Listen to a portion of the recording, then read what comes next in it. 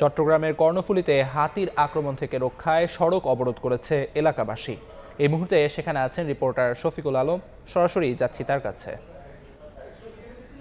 বারবার হাতির আক্রমণে মানুষ ও শিশু মৃত্যুর প্রতিবাদে চট্টগ্রামের যে কর্ণফুলী উপজেলা রয়েছে সেই কর্ণফুলী উপজেলায় কেপিজেড যে রয়েছে সেখানে কিন্তু সড়ক অবরোধ করেছেন এলাকাবাসী, সর্বস্তরের মানুষ। তাদের মূল যে দাবি হচ্ছে সেটি হচ্ছে বারবার এখানে হাতির আক্রমণে সাধারণ মানুষ মারা যাচ্ছে। গত 22 শনিবারে এক শিশুর মৃত্যু হয়েছিল এবং শিশুর বাবা ইব্রাহিম সেই শিশুকে কোলে নিয়ে কিন্তু এই রাস্তা অবরোধ করেছিলেন এবং লাশ নিয়ে রাস্তা অবরোধ করেছিলেন।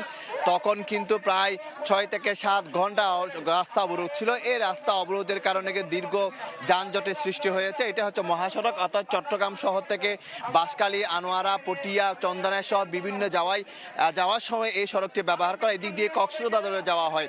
তো এলাকাবাসী তাদের যে দাবিগুলো দাঁড়িয়েছেন, যে পাশে যে কেপিজের যে পাহাড় রয়েছে সে পাহাড়ে অনেকগুলো খাতি থাকে যেগুলো বারবার নেমে আসে, যেগুলো তাদের ঘর বাড়িতে হামলা করে এবং সেখানে মানুষের মৃত্যু হয়।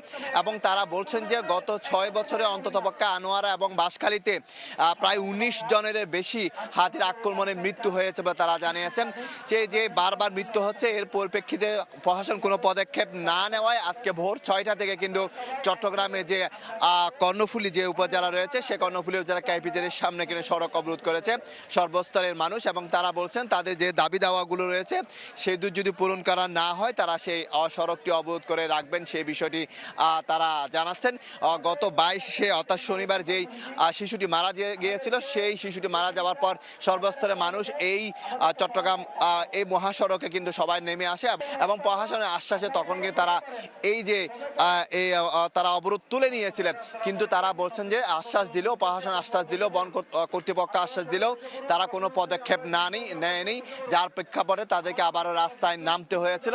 এখানে কিন্তু কোনো রাজনৈতিক কোনো ব্যানার নয়, সাধারণ মানুষের ব্যানারে, সর্বস্তরের মানুষের ব্যানারে, যারা সেহরি খাওয়ার পর কিন্তু রাস্তায় নেমে পড়েছেন।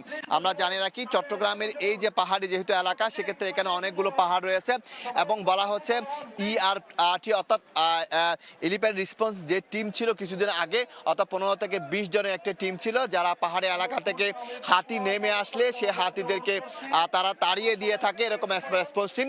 কিন্তু কেপিজেড কর্তৃপক্ষ সেই রেসপন্স টিমকে তারা প্রত্যাহার করে নিয়েছে।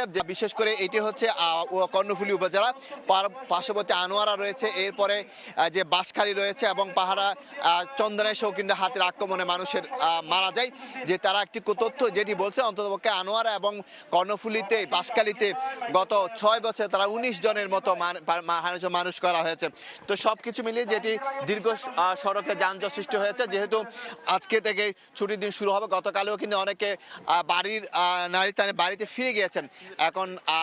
এখন দুইটি বিষয়, একটি হচ্ছে কর্তৃপক্ষ তাদের দাবি দেওয়া নিয়ে কথা বলবেন এবং সাধারণ মানুষ চাবে ভোগান্তি যেন না থাকে এবং তারা যেন উদ্যোগ করে নেয়। তো এই ছিল আমার চট্টগ্রামের কর্ণফুলী থেকে সর্বশেষ তথ্য।